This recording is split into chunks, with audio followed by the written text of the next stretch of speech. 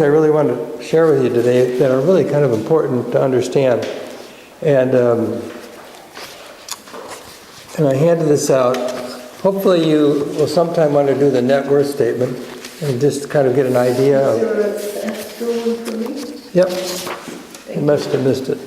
Must have missed you. Okay, just to review from last time is the best thing you could do is to try and have as least amount of debt as you can. You're going to have to mortgage a car usually and a house. Those are things almost everybody does at some time. But it's nice to be able to also pay those off because there's interest involved with that. But then With a 30-year... You still don't actually own them. You have to pay for the property tax. Exactly, yeah.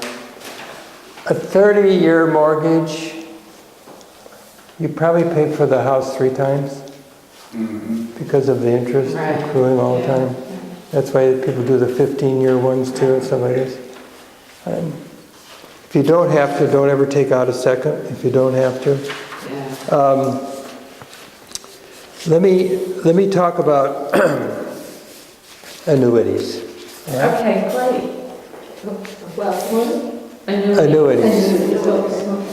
If you have one, don't buy another one. They are very, very tricky. They're usually sold by insurance companies. There are some good ones, but usually they're not. Brokers, insurance people, whatever, like to sell them because there's a high, they get a high commission. My mother lived on an annuity from my father. Yeah, you can do that, But he worked for the government, so... there's all kinds of them, But let me give you an example of one. Say you have $10,000 and you want to buy an annuity. The commission of that would be at least $1,000. It could even be 20%. It could even be $2,000. That's 10% is bad. That's what they like. And what happens is with your $10,000, it's usually tied up for 10 years. There's usually a 10-year thing before you can take it out without a penalty. And the penalty is usually the 10%, which was the commission. So the person gets their commission. Annuity is a kind of a way that you could put money in, and it doesn't grow in a sense, but you are giving so much percentage back yearly or monthly, whatever. The thing is, they're so hard to read and so hard to understand that you're not exactly sure in many cases what you're getting back. It might say you're going to get 4%, but then you look at it closely, that's for the first year. And then you look at it closely, then it's based on the whole stock market and things like this and some kind of this bank and then stuff like that. And there's a lot of, even the people that sell them don't understand them. And I'm only saying this because one of the guys that came to work for us at the trust company sold annuities, and then he stopped because it changed so drastically in a sense that it became difficult. Now, Cindy and I have an annuity, and when she was teaching, there was kind of a deal through the school district, but we didn't know it. We were buying an annuity. This one turned out okay, but it never matures. Usually they mature at 10 years and stuff like that. I didn't know that either. It never matures. You can annuitize it, meaning you can cash it in, but it has to be over a period of 7 years to take the money out. And the good thing about this one was it earned 4% no matter what, which is kind of rare to find something that will just give you a straight deal straight across. And so we've kept it, we haven't turned it in, and we haven't annuitized it because it keeps adding money in each year. And I think you and Cindy talked about this a little bit. Through the school district, they offered this kind of thing that you could get this and it was tax-free at this time. But again, we didn't know it was annuity. They're just so tricky, and if you have one, I can look it over And, but I don't know a lot about them either, but I can look it over to see if it's matured. Many times they mature, you forget to do anything about it, and then you're not earning anything on it because it matured. Or it re-upped at a different rate and you didn't know. Okay. So, I have one. yeah.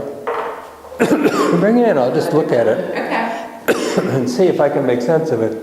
But, and then sometimes it's good just to take it out. The other thing is, it's important to have savings. Have what? Savings, if you can, savings account. Banks don't pay much now.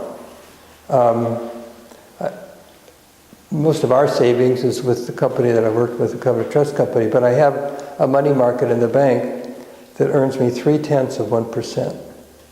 I think it's not much. And your checking account probably earns 0.5% if it's a money-paying checking account. So CDs are going up a little bit now. So a lot of people want to save either in an IRA or just in an investment account with somebody. And that's a good thing to do, but you have to ask a lot of questions, okay?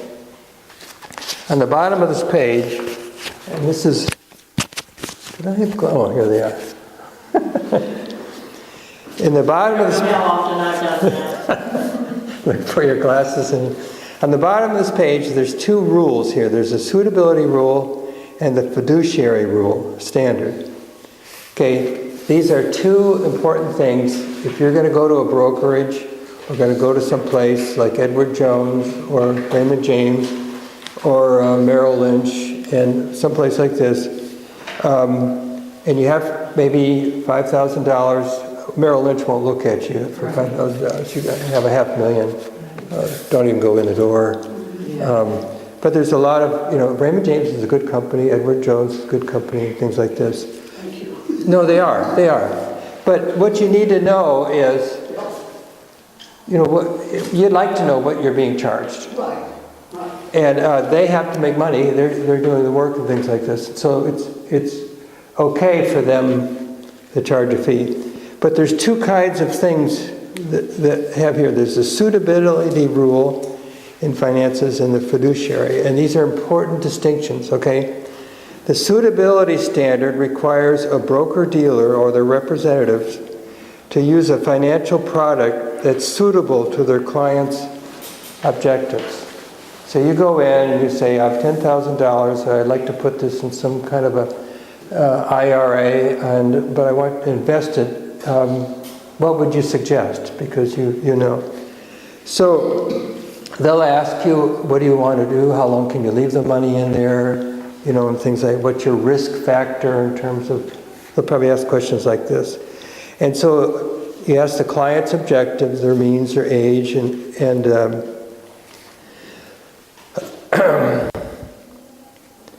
it does not require brokers or their representatives to give you advice that is the best interest of their clients or disclose conflicts of interest, including how they're compensated. That's the suitability rule.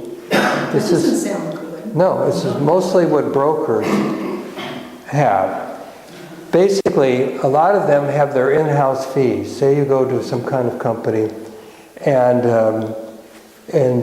say, I have this money. And they say, oh, we have this great thing that we have right here that we use in our company.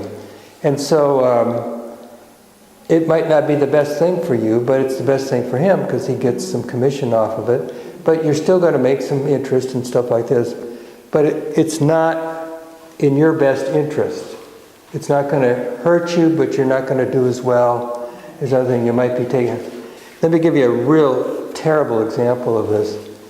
My stepfather, bless his heart,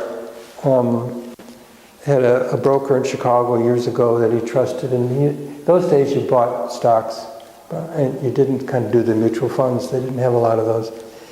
And this guy was real good, and I had $600, so I had him invest me in a company called North American Car. They made railroad cars. Well, it grew to about $1,200, and that was pretty good. It was to pay off my college loans and stuff like this. So then my stepfather moved to Florida with my mother, and then his broker died. He was an older man. So he just went into some major company in Clearwater, and this younger guy didn't do any of didn't even follow suitability much. Stepfather, not a lot of money, took his money and said, hey, I got the best deal for you. There's this computer company in Texas. So I jumped into it too with my $1,200, and it wasn't long before my $1,200 was up to $2,500, and then I think it was about 6 months later that my $2,500 was $25. Oh my God. My stepfather lost most of his stuff. This broker was not taking into consideration my stepfather's age, what he would need and things like this, and putting him in something very risky, maybe where he got a kickback on a company. They were doing some kind of things. And so he fulfilled the mission of investing the money, but he didn't follow a very good standard. That's a radical example, all right? Well, no, they have ethics.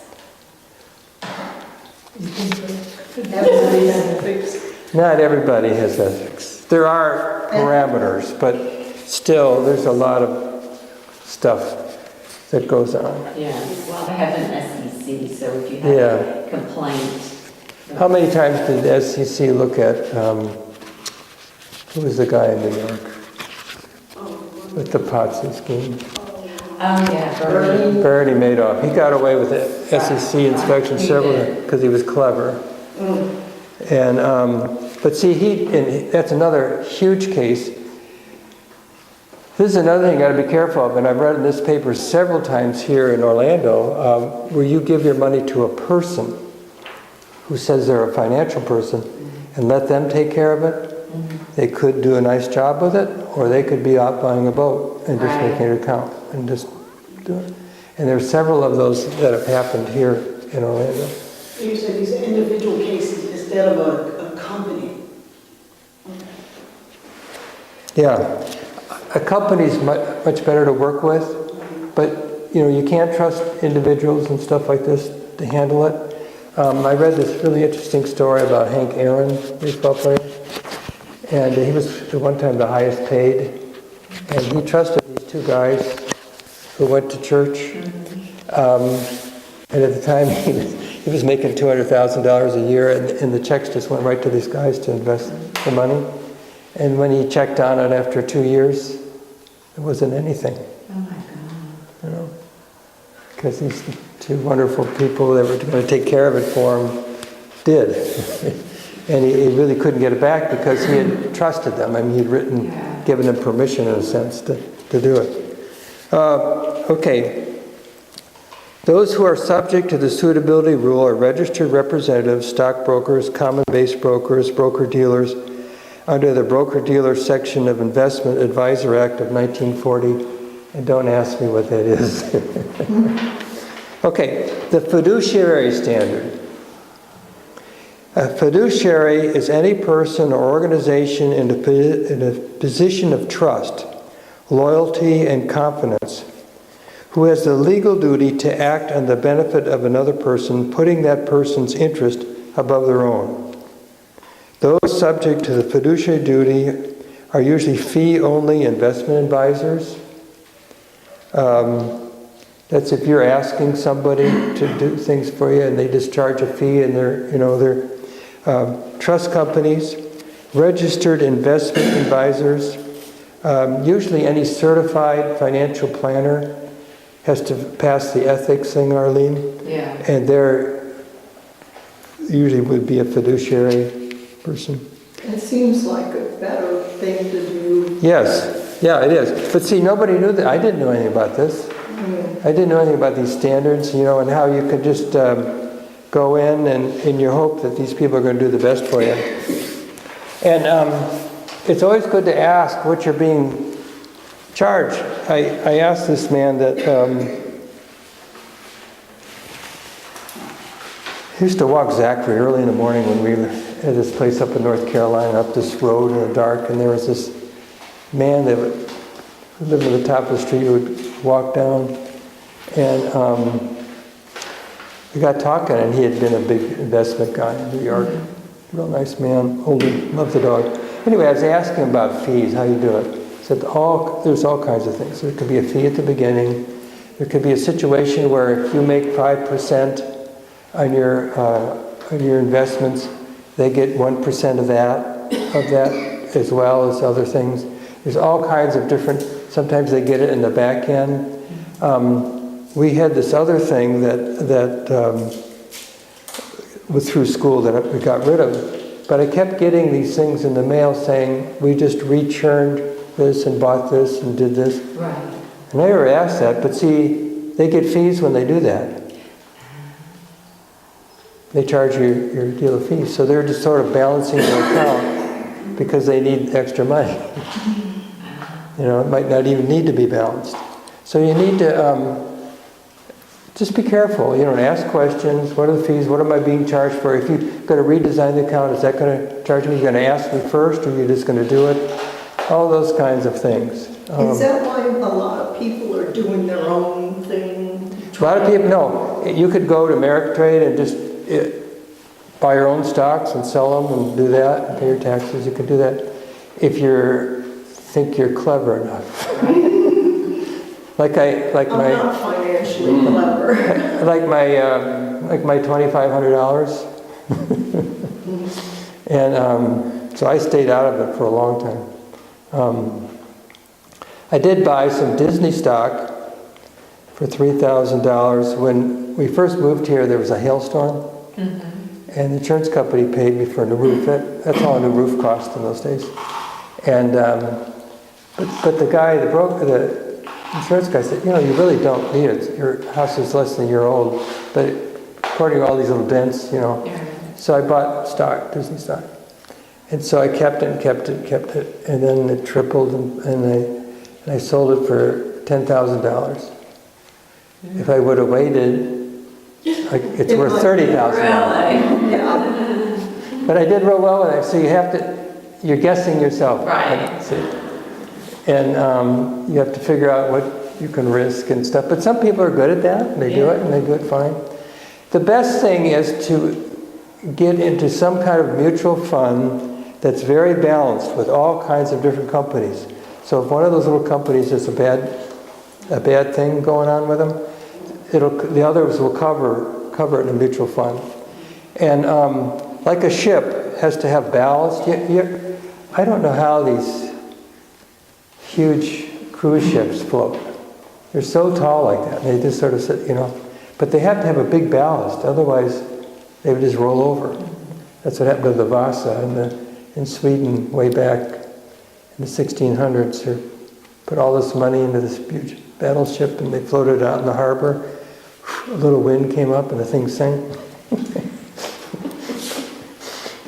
You could see it today as an example of not planning that. But a ballast usually is something steady like bonds. And those are good to invest in. You can get them, and there's a good steady interest rate that comes from a bond because somebody has to pay that. And unless you bought them for Detroit or something like that, you know, where they had to default on them and things like that. How does a 401k work? A 401k is the people where the money is going from your company, whatever. They're handling it, so it's out of your hands. You can't decide until you take that out. Then you can decide where it goes and with what. But at that point, 401k, you had a company. Those companies have investment people, and they take care of it, and you have no options. Sometimes they might say if you want this or this, but usually there's no options. So how do you get a return on 401k? Well, it usually grows because the people in the company are smart enough to work with to make it grow for you. Usually you're in pretty good shape with a 401k in a big company because they do it. What would happen here with the Florida pension fund, they were paying way too much in New York for having their money being taken care of. And And so when the things were going bad, when the economy was bad, they were still getting big fees out of this, and so the fund was actually sinking because of the fees they were taking out rather than when it was growing. And so somebody has to watch the store, in a sense. But usually a big company like that, any company that has a 401k, they would be watching. I've heard of another one called 72J. I don't know what that is. Fidelity is the best. Fidelity is a good company, and so Vanguard is a very good company. Both of those, I think, are owned by the investors, and so there's very low interest or fees taken out of those. I mean, Vanguard is real good, and they have all kinds of funds, and it's good to have a fund that has some in the stock market, some in all different places, and some in bonds and stuff. And there's mutual funds that just do that. And that's really the best thing. If we have another thing like 2008, the Covenant Trust Company that I'm with, people lost about 40% normally in those days. People in the trust company lost 20% because they used much more secure, safe kinds of investments. But also when the market goes shooting up, they don't shoot up as high because they're in more conservative things. So it depends where you are and what you want. If you're in an investment, if you're with an investment company, how often should you go in and to keep abreast of what's going on? Should you go in every 6 months, every 3 months? What's the ideal check time? You need to check with your person and you should get reports, right? Quarterly? Yes. Yeah, and you could look at those, but it'd be nice to have somebody there interpret it for you. Good, okay. Just go in and say, I got the reports, tell me what this means.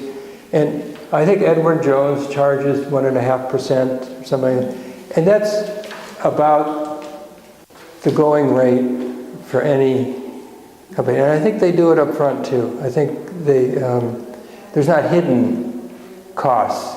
Some people are paying 4 or 5%. They don't realize it.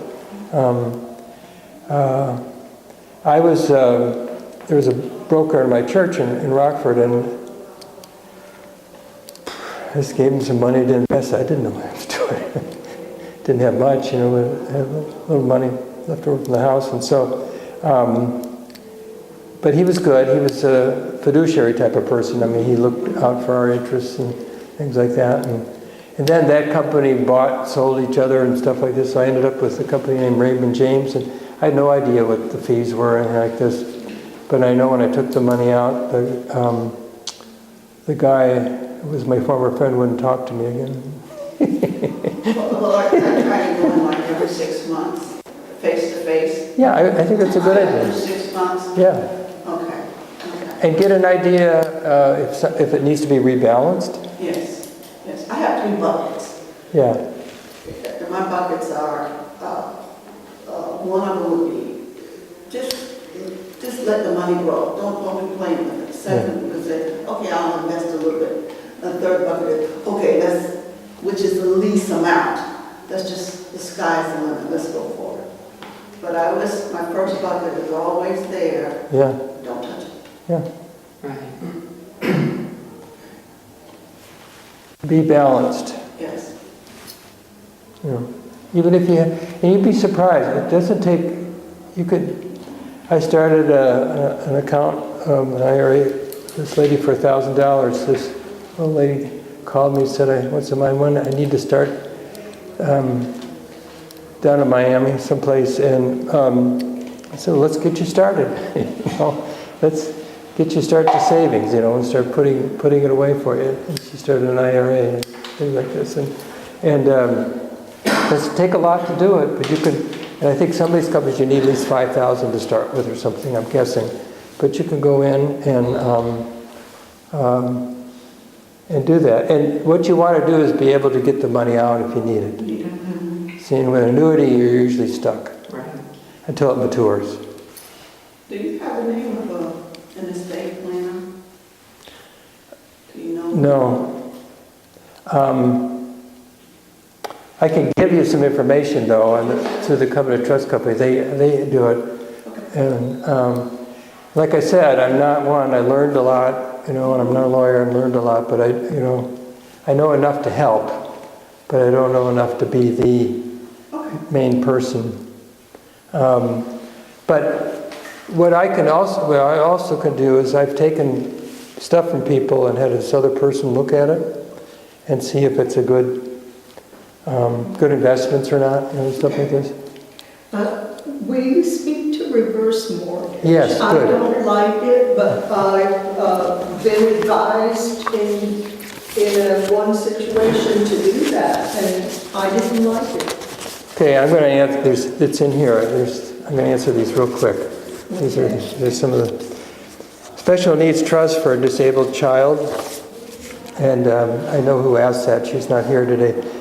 I have it set in my trust that when Cindy and I pass, Andrew's share will go into a trust. And so it'll be a special needs trust administered by the trust company. So he won't own the money, the trust won't own the money, so he could still get benefits that he might need because of that. And that's not hard to set up. You can do it, I can even do it now or wait. Advantages and disadvantages of annuities, and we've talked about that a little bit. Like I said, there are some good ones there, but not many. And mostly, you just need to be really careful. I have an annuity, and it's with Fairwinds Credit Union. So, So you know Tom Howe. oh yes, but he's been the guy that I've gone to for years, but he's changed now. I have somebody else, but I don't know who he is. I mean, I haven't met him yet. Anyway, I have an Allianz annuity, and your initial investment that you have, you cannot lose any money. That was something they offered several years ago. So no matter what happens, you still get, your initial investment. They don't do that anymore. But I'll bring in all that information for you. I'd like to see it, and I can give you it. Sure, definitely. How do you avoid probate if you have an estate of more than $75,000? Get a living revocable trust. We'll talk about that.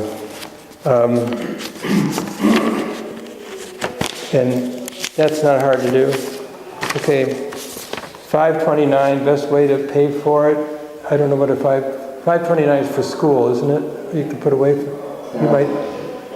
you might know about that. I don't know anything about a 529, but I think it's it's money you can put away for kids' education. Yeah, I never did that. Yeah, I didn't either. I just paid it. For rebate. Oh, and then reverse mortgage, okay? Don't do it. Oh, thank you. My brain Yeah. is not financial, but I looked at it and I said, not for me. I love the Fonz. I think he's a great guy. Tom Selleck, I think he's a great actor. I appreciate it. But both these guys, I don't know why they're advertising this. They must be getting paid a lot of money. Of course. But what happens is you lose control of your house, and you'll get payments for so long, and I don't understand all of it, but you're not going to get the whole value of it back. And And then your survivor or whoever, they don't get it. they don't get it. No, it goes to you've signed it over to the mortgage company, whatever. Only if they pay off the only way they get it is if they pay off what you've been living on. Yeah. That's sick. Well, they say, these guys say, get a reverse mortgage so you can take a nice vacation. Don't do it. Don't do that, because your home is something, it's what you have in most cases. And in most cases, like Lee said, it's just your taxes. And there are some breaks for senior citizens. Right, when you hit 70. Under tax, yeah. And so, don't do that. I mean, don't do a reverse mortgage. It's not a good thing. It's another way. And then, you could sell your life insurance policy. They're betting on you when you're going to die. They're taking. And Don't do that. Cash it in if you need it. I mean, if it's a whole life, there's money there. You can cash it in, and if you can't pay it anymore, you know. How long do you think you should keep a whole life? I'm keeping it till I go, and it's going to go in the estate. Okay. And then we have some universal life policies, which they accrue money, but it's not like a whole life that you get, but you, I don't understand the whole thing about a universal life, but the guy said it was a good deal. I don't did. either. I don't have any life insurance. But I've kept those up. The ones we have aren't a lot, but I've kept them up for my estate. But one thing I've noticed is on his long-term care insurance, Yeah. I am for that. If you're younger than I am, I have seen, since my sister's in long-term care, she got it. And I mean, if she didn't have it, they would have had to sell everything. It's, you're rolling the dice by buying that. And the only way to do it is buy it if you're younger, because it's Yes. very expensive. Chances are, only 6% of the people actually end up in a nursing home, per se. Usually die before that. Yeah, or they're there to, Social Security pays for the first Right. 60 days. So and usually long term doesn't kick in until 6 months, till you've been there 6 months. And usually there's a limit to it. They'll do it 2 years, 3 years. It depends how the policy works. And it could be on cost of living or not. You're just taking a risk. I decided not to buy it. Well, I have a question. Okay, so you go into a nursing home and they take everything, your house, any pensions, your social security check, the whole bit. So, I mean, that's it. Eventually, if you're there for any length of time, they get everything. And then, and they can't kick you out either. Then you're on the state. Right. In the state, yeah. Okay. But that's really, really sad.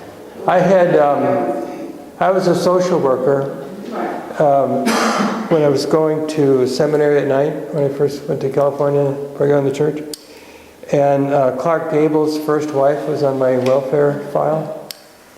And I went to the library and read a book about her, that she wrote. She was pretty well, her name was Josephine Dillon. And she had a beautiful home in Beverly Hills or whatever it was in Hollywood. And what happened was, she got sick through the years, ended up in a nursing home, had to sell everything, until finally she was on state aid. So it can happen, Yeah. Well, I don't have any family or children or anything, so for me it doesn't matter. But you might have some causes you might want to leave this to or something. That's true. So, And I do have a will. good. Yeah, all of you. If you don't have a will, get one. And then this revocable living trust, it just will save probate for your heirs, whatever we're doing. And the probate, like I said, is very expensive. Yeah, I worked with probate for several years and I left because of that. Yeah, it could. Because the attorney was getting more than the poor little ladies were getting. Yeah. Yeah. No, they were, because they charge by the hours and stuff. Yeah, I guess it's amusing. But anyway, this is part of who we are. We have to live with money, and if we use money well, like I told you, my stepfather taught me very young, give 10 and save 10. It was a good guide in your life. It's a good biblical guide. And you can't outgive God, but be wise. I also learned when I was working with welfare, this was just before some of the big things came in to help people more than ever. Most people earn about the same. Depends how you spend your money, how you use it. We have a big Wawa gas station that just opened up in our corner, and I see these guys over there who are working on some kind of outside job, you know, I don't want to call them laborers, but some kind of deal. And they're in there spending $15 for lunch, you know, grabbing this and that and stuff. Instead of bringing a sandwich from home, you know, I mean, you can save $5 for a cup of coffee at Starbucks once in a while maybe, but you start adding that up, you realize how much fast you can go through money and making a couple of different decisions and stuff like this, you know, and what you buy and stuff like this. So it's how you handle what you've been given and be a good steward. Same with your life, you know, same with your body and stuff like this too. Yeah. But I'd be happy with the limited information I have to help you, and I can steer you to places where you could get a will and that stuff done. Right, well, but I would be interested in you looking at that allowance account, because I personally, Tom Howell is not my favorite person. Really, I don't know why I came. Oh, I really like. Arlene, just bring it in early to church sometime I before will. church, and I'll look at it, and I can, Yeah, I'll give it my best shot. You had a question actually, again. I had Yes, Let me give this to my her. car, and I